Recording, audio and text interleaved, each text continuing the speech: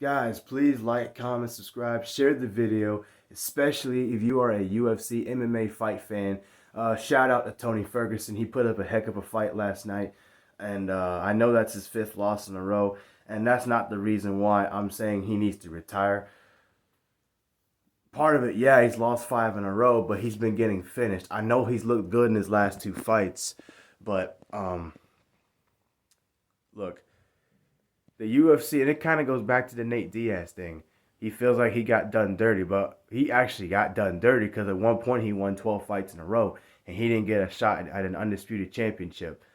Because some guys make more money and they create more drama and they sell more. So it is what it is. Um, but the guy that he was supposed to fight, Khabib, 2 years ago, was supposed to be for the undisputed title, and Khabib didn't want to fight him. People can make up all the excuses about COVID. He couldn't get there. He could have fought him if he wanted to. He could have been there in the United States. There's no reason why he should have went to Russia right before the fight, knowing that COVID was going on. That made no sense. He didn't want to fight Tony. It is what it is. But yeah, I mean, he struggled, and he's openly said after the Chandler fight he has a decent relationship with the UFC. So that means it's not all that good. That means I feel like the UFC will cut him after this fifth loss, and if they don't cut him, he needs to retire himself. Because think about it, he technically still goes out on a high. Yeah, he lost. Yeah, he got finished, but it was a really good fight. I felt like it should have been fight of the night. It was Nate Diaz, and I feel like it was a good night for him. Besides the finish, and it was a main event.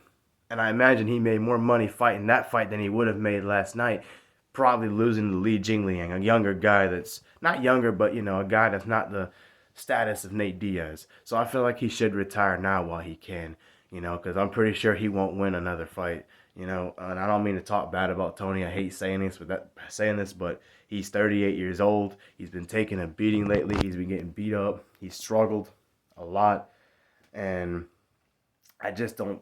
I think the only thing left for him fighting in the UFC would be fighting a younger guy as the opening fight on the main card or in the prelims, and I don't think he deserves that. So I feel like if he can't get another pay-per-view or a main event thingy or whatever, I don't think he needs to fight anymore. That's just my opinion, because he's only going to do damage to himself. Not his reputation, his career and his legacies should be cemented intact, but I just don't want to see another Ken Shamrock.